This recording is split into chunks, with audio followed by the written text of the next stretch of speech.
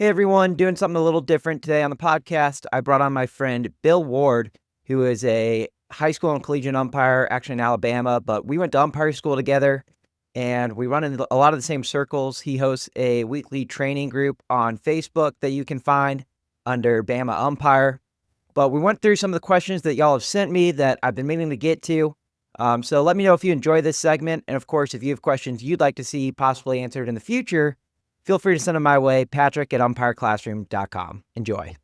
I mean, it's baseball. I mean, there's sometimes you're just screwed.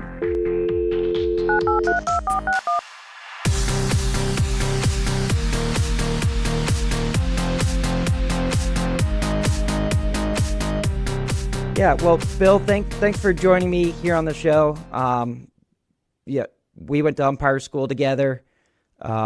We're in neighboring states, and our paths cross every once in a while. But we're both focused on NFHS rules. So I wanted to bring you on here to help me just go through some questions. People are always able to send questions into me, Patrick at umpireclassroom.com. And I think the goal is going to be for me to talk about them here with you so that we can really break down the rules that apply to a situation and then try to share those with more of a public audience than just what you and I can do in one-to-one emails. So I'll pull up the first kind of line of questions that we had today to cover, and those are going to have to do with killing a play for an injury. Most likely this is going to be a comebacker to the mound, and I've had a couple umpires write in about this in the last couple of weeks. The first one, an umpire wrote in that he was working a higher level game, 14-14, and there's a comebacker to the mound. He's on the bases, to the mound, hits the pitcher in the head with a runner on third base, and the plate umpire immediately calls time. And then our emailer from the bases scored the run from third home, saying that he was going to score had we not killed the play to check on the injured player. So that was the first one. And then I got another email, kind of a similar situation, but ultimately trying to get to the question of, if we call timeout during a live ball for an injured player, what are we doing with the runners? So first, I think we're looking at Rule 5-2-1D, which is time shall be called by the umpire and play suspended when an umpire or player is incapacitated, except if an injury occurs during a live ball. Time shall not be called until no further advance or put out is possible. And then it's got the caveat, if there is a medical emergency or if, in the umpire's judgment, further play could jeopardize the injured player's safety, time shall be called. So, what are your thoughts on that rule and especially that situation that he talked about? All right. Well, great. Yeah. First, thanks for inviting me. I look forward to this opportunity. I would break this down into two parts. What do we do if we don't call time immediately? What do we do if we feel it necessary to call time immediately? So obviously, if you don't call time immediately, then you let play continue. You have to really heighten your situational awareness. Make sure that you don't have a coach come running onto the field out of the dugout or anything like that would necessitate killing the play.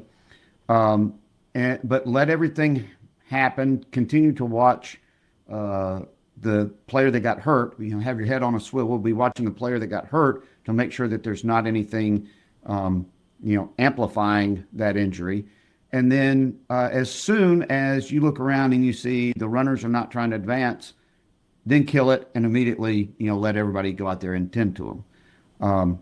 If you do feel the need, or inadvertently out of just natural human instinct, I mean, a lot of us who are umpires are fathers, and this may be a game where there's younger players involved, and your gut reaction may just be, oh my gosh, so you kill it. And in that case, and this is where, hopefully you have a partner, where if you're on the bases, well, it depends on where it is, but if you're, we'll say, the non-calling umpire, you really need to heighten your awareness of where the runners are at that time and what's going on, because by rule, we are allowed to place runners wherever we think they would have gotten had we not had to kill the play. So, you've got to know where they are and what they're doing and where they're trying to go before you do that. And unfortunately, I've not had this happen very often, but I have had a couple of occasions where players have gotten hurt on the field and we've had to address it. I had one occasion where before I could do anything, the head coaches of both teams were running out of their respective dugouts headed to the player. So, clearly we weren't going to get an argument from anybody about killing that one. But anyway, that's how I would approach it, is break it into two parts. What do we do if we don't kill it? What do we do? Yeah, it's tough, right? And you're right. The younger the age group, the more likely I'm going to be to kill the play, because the less relevant the ultimate outcome of the game is to a player's health and safety. And it's tough. I mean, scoring, I think it's pretty obvious that if we're killing play on a comebacker to the mound where the pitcher obviously doesn't catch it and is injured, I think it's definitely, we're almost going to treat it more like a ball hitting an umpire, right? We're going to award the batter runner first. And my thought is I'm probably putting the runner back at third. Is that what you think you would do? Or where do you think you'd land on that? Well, it's the old, and I don't really like this, but it's the old, had to be there kind of thing. But if he was stealing, then I'm going to score him. Obviously, if he's not, then I'm probably not. One of the interesting things is general philosophy is that if it's an injury on the infield, the runners are probably going to stop. They're probably going to stay put, and then you advance, like you said, you give the batter first, and then anybody that's forced is going to move up. If it's in the outfield, then they're generally a little less sympathetic, and they'll continue to try to move around. So the comebacker, what would have happened if it had been a short hop and he had fielded it? The guy probably is going to be going back to third, like you said. Keep him at third. Yeah, it's a tough one for sure, especially not saying it. Do you want to read those? B1, A hits a home run over the fence, or B receives a base on balls, or C is struck by a pitched ball. In each instance, B1 is unable to reach the awarded base because of an injury sustained during the play. Ruling, in A, B, and C, because bases are awarded, a pinch runner may replace the injured player and continue to the award bases. In B, since the ball is alive, the umpire has to call time. Then the umpire will permit a substitute to run for the injured player according to 10.2.3G. Interesting. So that what applies there is that anytime we have awarded bases, live ball or dead ball, if there's an injury, we're going to call time, but then we are going to let the runners still have that award of bases that they got during a live ball. What about 5.2 or 521D? It says, with 2 outs and R3 on third base and R2 on second base, B5 hits a line drive that scores both R3 and R2.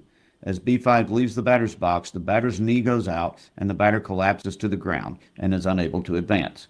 The ball is relayed to first base. Ruling, B5 will be declared out and both runs nullified since the third out resulted because B5 did not reach first base safe. So it's definitely kind of interesting there that if the injury happens on the offensive side, if it's awarded bases, we'll make an exception for that. But they're certainly not forgiving to the offensive team just because your player got injured. In that last scenario, it could have been a ball hit to left field and he didn't get to first. They're going to call him out. I mean, what are your thoughts on that? It's baseball. There's sometimes you're just screwed.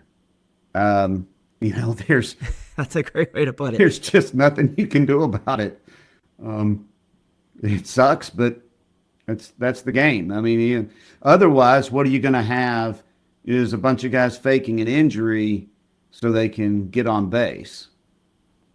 Thankfully, we didn't get into the business of refereeing soccer, so we don't want that. No. And so when you kind of take that logic over to the other side of it, if it's a defensive player getting injured, that's why we're supposed to not kill it unless it's a severe injury that needs immediate attention. But then you can kind of see more of that reason to score the runner from third, I think. Yeah. Well, and the other caveat in that rule is if continuing play could lead to further injury, which I've been trying to think of scenarios where that could happen, and I guess if, let's say, there's a play at the plate, and either the catcher or the runner is laying there incapacitated on the plate, and there's a runner rounding third, he's got to touch the plate, but he can't without, possibly exacerbating the injury. So in that case, yeah, we're going to have to kill it and say, okay, yeah, you're going to score. But that's the only one that came to mind. Yeah. And so while we're kind of on that topic, here's a question that I didn't prep you for. But somebody hit me up with this question, and it's kind of tough because it's not written in the rules, but it makes you think about it. It was, if a runner gets pegged by a thrown ball, guy just decides, I'm going to throw that direction. It'll either get to my fielder or I'm just going to peg the hell out of this runner. We're playing by 1830 rules. How do you treat that? Yeah, exactly. How do you treat that? Because, and then what is there a difference between, he's halfway between one base and another and gets hit and incapacitated versus, let's say, for example, he's standing on the bag and then gets drilled by a ball and he falls down off of the bag and then gets tagged for an out. Well, what are your thoughts there? So again, judgment. And you've probably seen some of the videos of, it was actually in softball of catchers just, intentionally nailing batters. And there was a couple of baseball ones too. In high school baseball, we do have malicious contact that we can look at. And if we deemed that it was intentionally thrown at the person, say that it was thrown at the runner on second, and the runner falls down and rolls around off the base, and the second baseman picks up the ball and tags him. Well, if we deem that was malicious contact, then we have the ability to say, okay, time. You are safe at second, and you, whoever threw it, you're done. You're out of here. Yeah, that's a great point, and I don't think a lot of people have thought of it that way, but yeah, it's malicious contact. That's the best way to put it, and that's an easy one to rule because it then lets you put the runners wherever you want to put the runners. Yeah.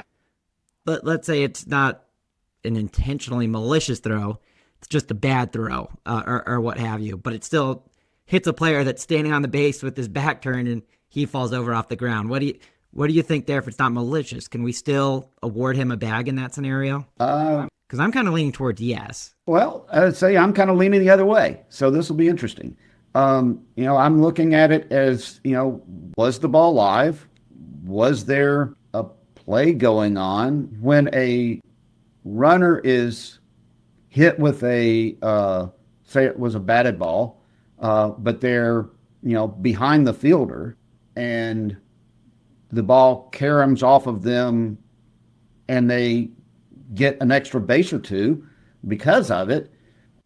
We didn't kill it. We didn't stop it and put them there. I mean, obviously we're talking defense versus offense here. But again, it just comes down to, that's just the way the game is. Where in the rule can we support and defend our decision to the coach? Because he's going to come out whatever we do, either way. Yes, very much. And you definitely would have to, this is one of those where you'd have to probably see the play and then make a decision on it. I've had players that get injured when they're on the bag, and maybe the trick you and I would both come down to at the end, if we're the calling umpire, is as soon as you see him get hurt and he's not trying to advance, just go ahead and kill it, and then you don't have to worry about that. Assuming there's not other runners advancing, but I'm guessing there's not. It's not always easy handling these injury scenarios, be it an offensive or a defensive player. Yeah. And you never want to see one. And I've seen a couple of them pretty gruesome. I had to stop play one time for about 10 minutes while the kids mom and the coaches tried to find a couple of his teeth, Oh, gee. so they could take him to the doctor with them. That was Get him put back yeah, in. it was. I'm like, look, you just take all the time you need. By the way, I need a shovel to scoop up some of this dirt and replace it. Yeah. Well, and those things, you can laugh about them later because hopefully, everything ends up okay. But in the moment, it's stressful. And certainly, I can imagine, where if that happened in a game on a comeback or the mound, it'd be real easy. If you see the ball hit him in the mouth and you see teeth and blood going everywhere, I could see you calling time easily before playing Yeah, action ends. we're human beings first, and most well-adjusted people don't enjoy seeing others suffer. So, you see somebody, particularly a younger kid, get hurt. It's going to make you want to, have an Yeah. initial reaction. You Want have to to humanize them. train yourself to try to, all right, take a breath. Okay, is this something I need to kill it over or not? Yeah. Now, college football, though, you and I are but down here in the South. We do like watching people be miserable. Oh, in okay, that, but yeah. I mean, that's just the nature of college well, football. and fair disclosure, you're a Georgia guy and I'm an Alabama guy, so All right, so moving on from there, I want to talk about props because this is one where I keep getting questions asked of me. I'm sure you are as well, and it's tough because if you look in the rule book, other than the point of emphasis, you will not find the word props. It's nowhere in the rule book. It's not in the case book. It's just something that's been told to us as a point of yeah, emphasis. and I have to So mention, because that's a frustration that I have. They did the same thing last year with the eye black. They made a point of emphasis over something that wasn't directly addressed in the book. It leads to a conundrum. yes, it leads to too much of our judgment. Yeah. Yeah, it was interesting, and and the questions get complicated very quick, right? Like what is a prop? I mean, does it have to be a non-baseball related item? Can a baseball related item become a prop? One example someone sent me was a kid takes a bat and uses it to knight a player after a home run or something like that, right? That's obviously different than if he pulls out a fake plastic sword and does that. Um, we're probably looking at Rule 3-3, right? So somewhere under sportsmanship, 3-3-1F. I don't normally have that memorized, by the way. That's just this week's episode. But 331F6 is one that at some point we should discuss, but maybe not right.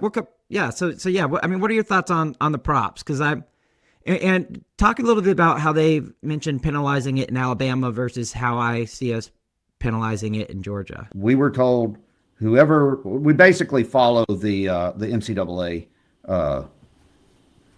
rule on that, which is you don't get a warning. Whoever brings it out of the dugout is ejected. Not the person, like if you said that you used the scenario of someone being knighted. So it's not Sir Batter that gets ejected. It's the one who came out and knighted him. So whoever the illegal action was bringing it out of the dugout. So whoever brought it out of the dugout would be ejected. There is no warning. Otherwise, they would just bring it out one time every game.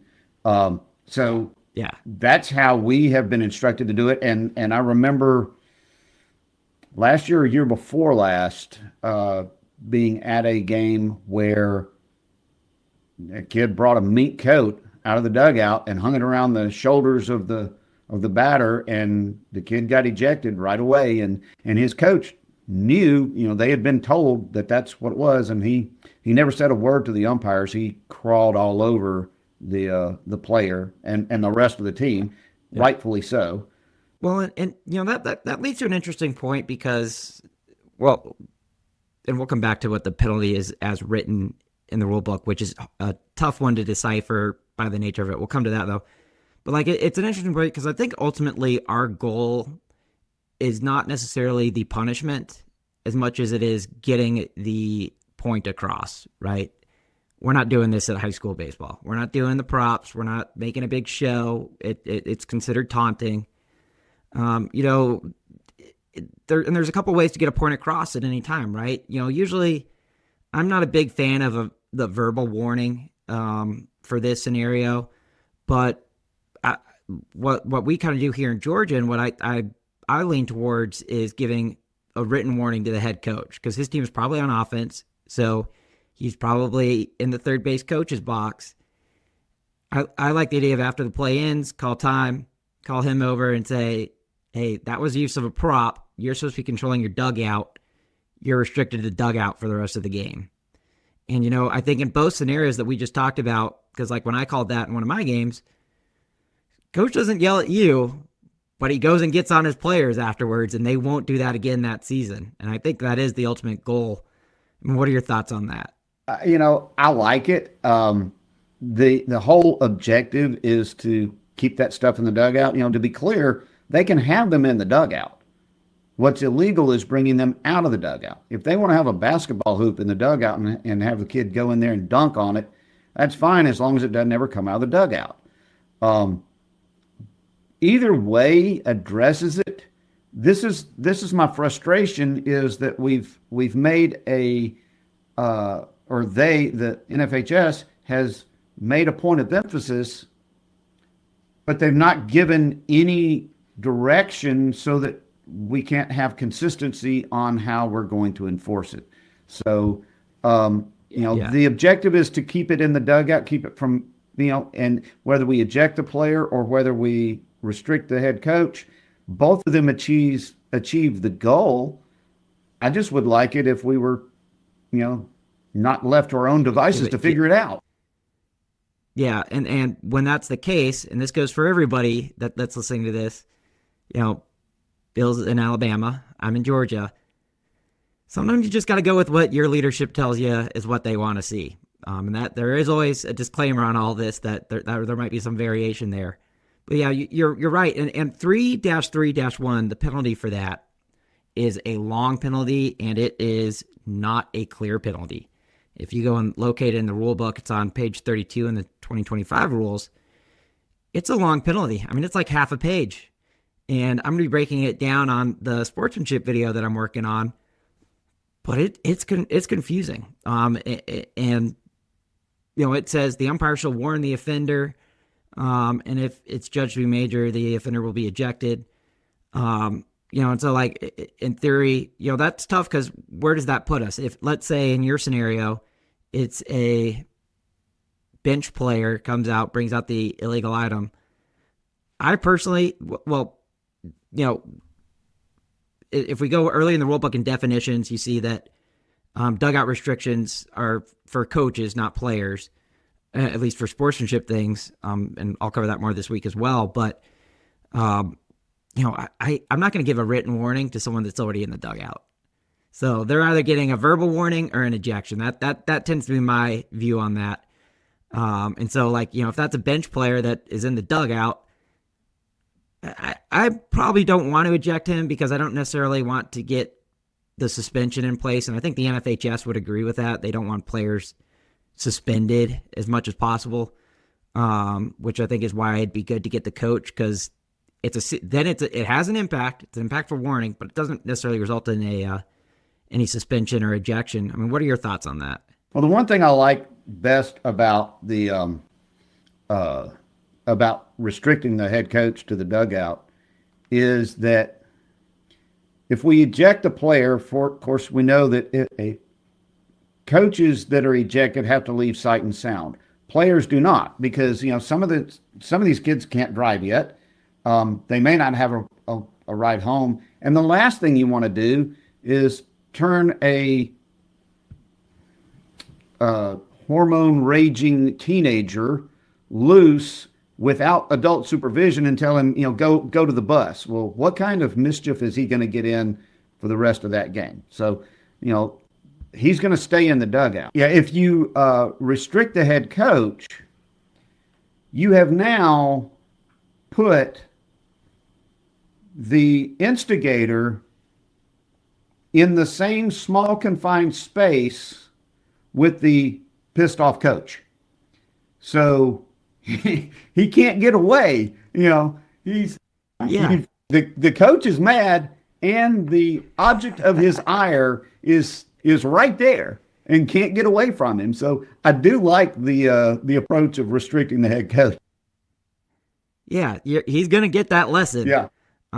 Yeah. So that's, we'll have to, and that's maybe something for all our listeners to think about is how do we enforce this and where does it, what does our state want? But yeah, definitely good to give people a couple different opinions on how to address that. Oh, and I'll add one caveat before we end that topic. If it is a walk-off home run, then we're going to ignore if they bring a bucket out. They're allowed to bring out a bucket and pour water on the kid when he hits a home run. That's fine. Not if it's not a walk-off, but if it's a walk-off, yeah. And then there is, I don't know if you've seen this, but somebody from Florida sent me a message of their rules exam this year. And a kid hits a home run, not a walk-off home run, just hits a home run. And as he's about halfway between third and home, he takes his helmet, chucks it up in the air, like 30 feet up in the air, and then walked across the plate. And the answer that they were giving is that this is legal because it's during a dead ball.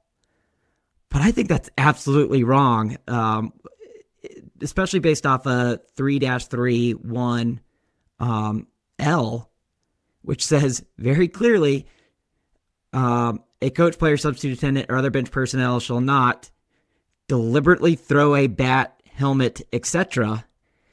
And the penalty listed for that is the umpire shall eject the offender from the game.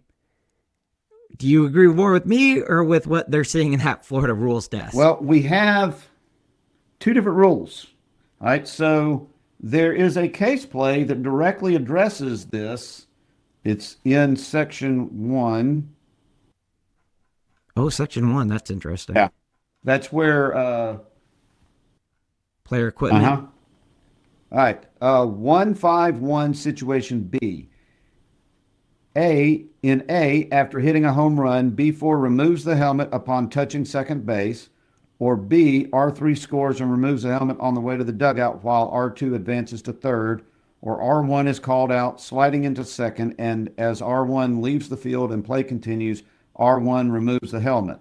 Ruling in A, which was the home run, there is no penalty because the ball is dead. Now,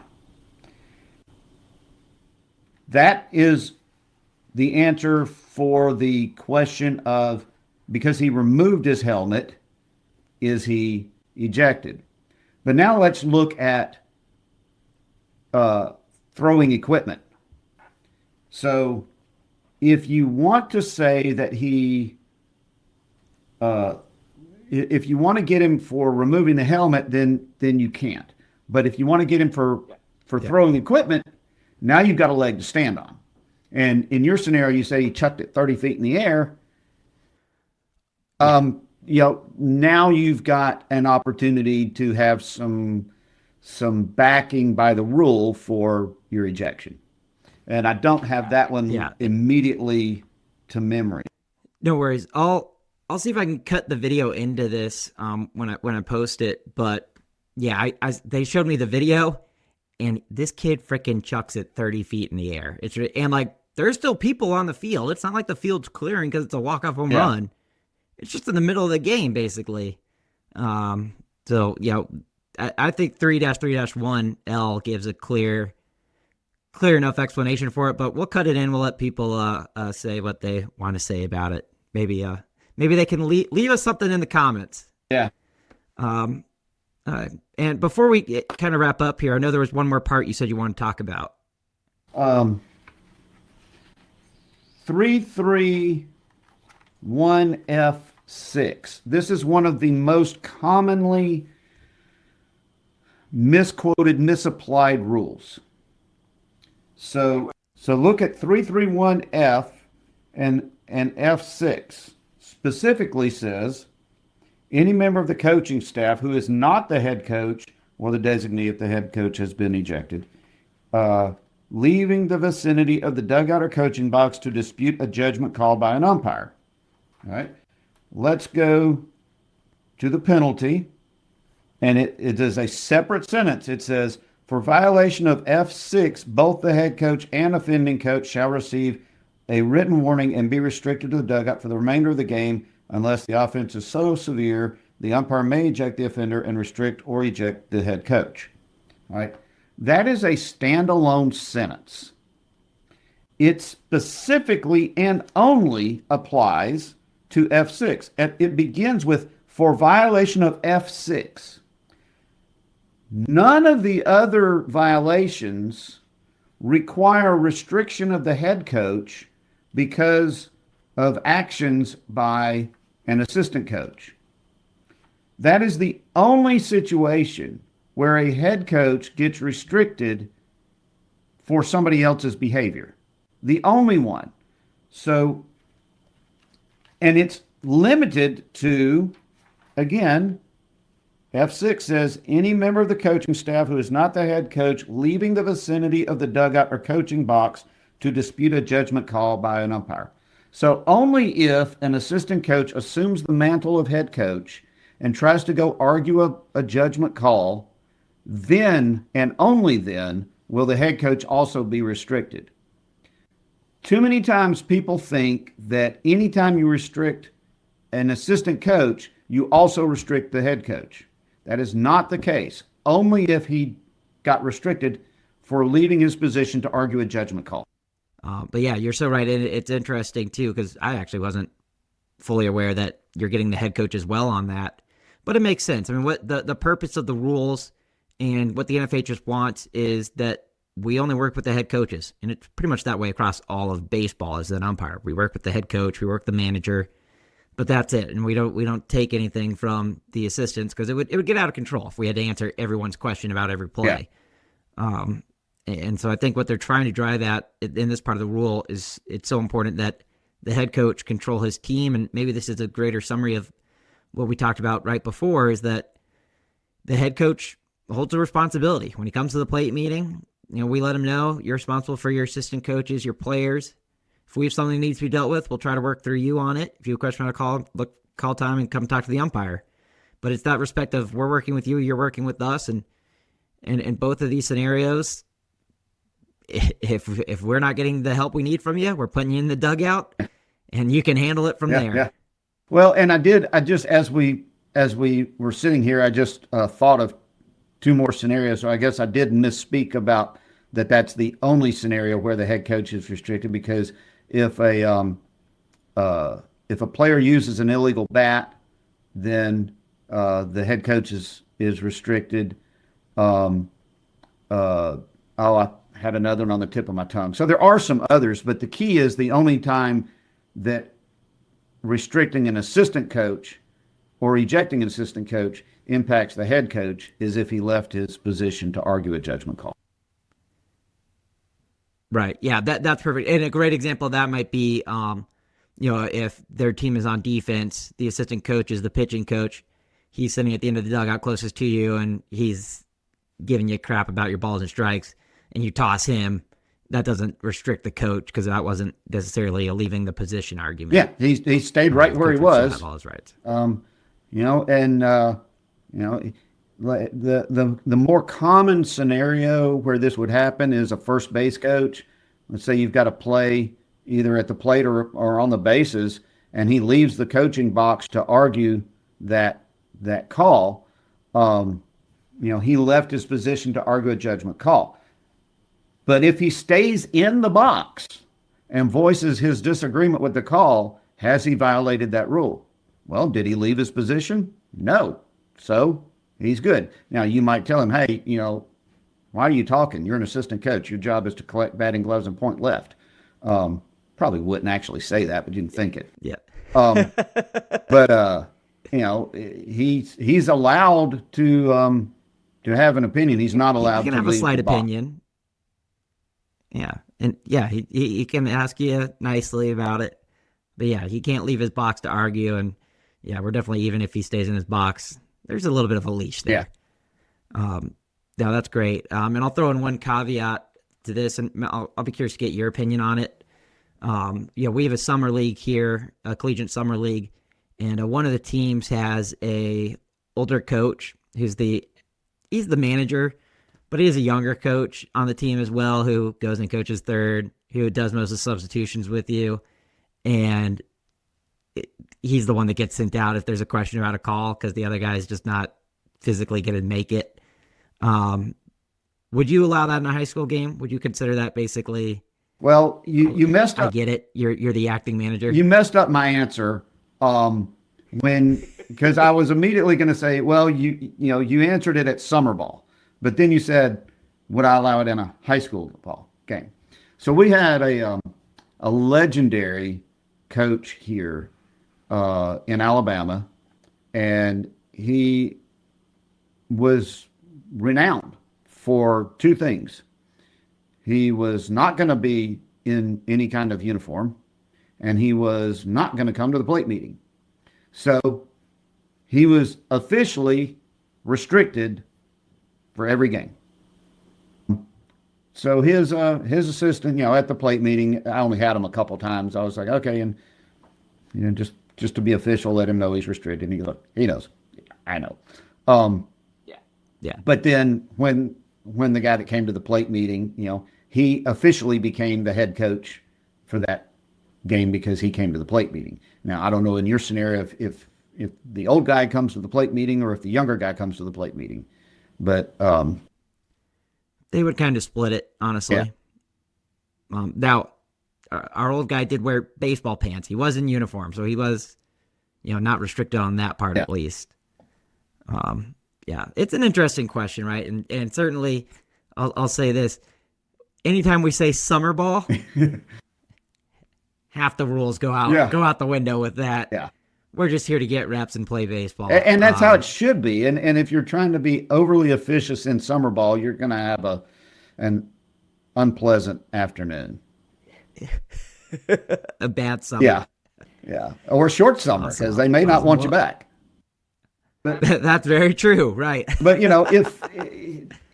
if this were to come up in an actual high school game, just remember that if the head coach is available, he is required to come to the plate meeting. And if he is available and doesn't, then he's restricted, and whoever comes to the plate meeting is considered the head coach for that game. So that's a way out of it. Now, the key is he available? If he's stuck in traffic, he's clearly not available. But he could be at the school and not be available if there is a player who's sick on the bus and he's having to tend to him. No, you don't want to sit around and delay the start of the game waiting on him. So in that case, he would not be restricted because he was there. He just wasn't available to come to the plate meeting. That's a great point to give people and for them to keep in mind with that. Yeah, it's not don't be looking to make your stand before the game even starts. That ain't the hill I want to die on. And that's one of the biggest issues that we have. I'm going to go down a rabbit trail here, but the way fans and some coaches behave is inexcusable. There's never justification for it, regardless of what the call on the field was. However, particularly in summer ball, I can understand their frustration from what I see some of our compatriot umpires doing and how they're ruling and how they're behaving on the field.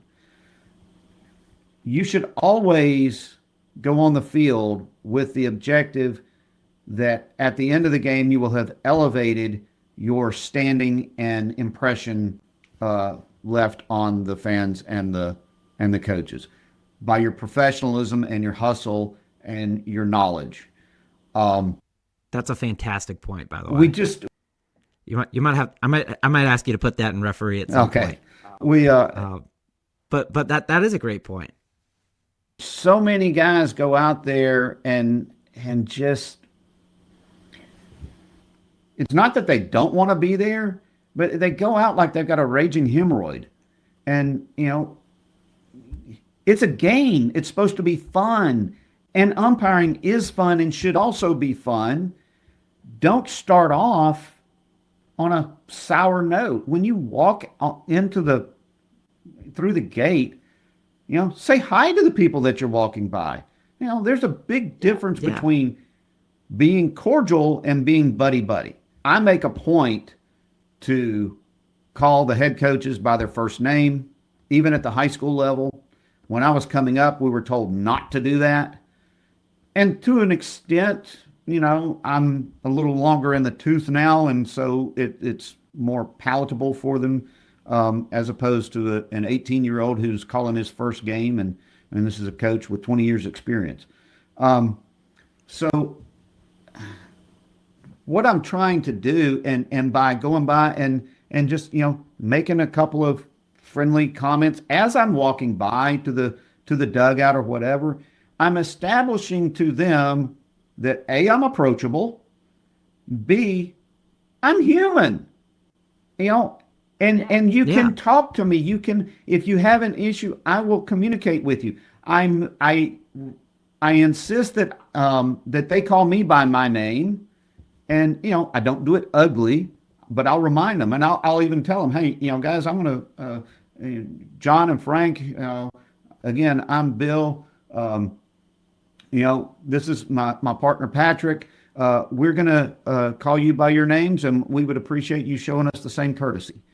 And when they have to call you by name, they're less likely to get to. It humanizes you, and that's that's something we both picked up at pro school, was that you don't call them coach, you call them by their first name, and they call you by your first name, and you need that relationship because we're gonna see them multiple times a season, and then for many years, very likely. So build that relationship, and your games will go a lot smoother. I teach it all the way down to the kids that umpire for me, working coach pitch games. Yeah. Hey, I want you to be on a first name basis with them. We actually have the kids have our umpires hand each coach a little business card that they wrote their first name on, and for both umpires, and give it to them so that they can try to address the umpires by first name, and then our umpires are supposed to try to remember their names and address them that way. But it really humanizes the relationship and gives off a good professional appearance, which is so key to handling most situations. Yeah, if we can resolve issues collaboratively, it is far better than arbitrarily. I don't want to go out there and have arguments every game. I mean, if I have to, I will. And when I'm training, I have a video of a clip from the movie Roadhouse that I always play, and where he's talking about be nice. If a guy does this, be nice. You're gonna walk him out, but be nice. Be nice, be nice, be nice, be nice until it's time to not be nice. There is a time where we're not gonna be nice, but until we get to that time, try to be nice. Try to keep things. It's just game management. So yeah, absolutely. It's awesome. It's a whole nother topic for a different podcast, I'm sure. Well, hopefully we have more of these conversations, because I think this has been great, and I hope we're able to deliver a lot of info here. Bill, where should people connect with you on Facebook, and how do they kind of keep up with your NFHS rules discussions? So I post it on a bunch of different Facebook accounts, but so every Wednesday night at 7:30 Central Time, Central Time. If you're not in Central Time, you need to make that adjustment. I do an NFHS rules clinic, and we start with the front of the book and work our way to the back. And it is strictly held to 1 hour. It's a hard stop at 1 hour. We start punctually and we end on time. And, we pick back up where we left off the next week. So the way to get to that is on my website, which is nextlevelumpirecamps.com. So www.nextlevelumpirecamps, camps with an S.com. And if you click on the training calls tab, it'll pull up the list of the calls that we've had or that we have scheduled. I've got it segmented with the ones that were in 2024. They're in a different further down, and there's a 2025 group. And then just find the NFHS logo and click on that. It'll pull up the link for being able to get in. So you can always find it on the website. And that's why I do it that way. It's the easiest way to consistently be able to do it. So you can always find it there. Awesome. Well, I'll try to share that too on the Umpire Classroom channels when we can. So Bill, let's do this again. I think people will really enjoy it. I think we delivered a lot of good information here. And if people have any questions, feel free to reach out to us on Facebook. Email me, patrick@umpireclassroom.com. And send some good questions. We'll try to get them to people here. So, Bill, I'm about to stop recording, but I appreciate it. And let's do this again. Good. Thanks for watching. Hope you enjoyed that. Very grateful that Bill was able to join us today. Hopefully this is a segment we'll be able to keep doing on a more regular basis. Of course, be sure in the comments to leave your thoughts on some of the discussions we had. There's certainly a lot of points that were, not written in black and white. So we'd love to hear your thoughts. Again, send your questions to patrick@umpireclassroom.com, and we'll be seeing you soon.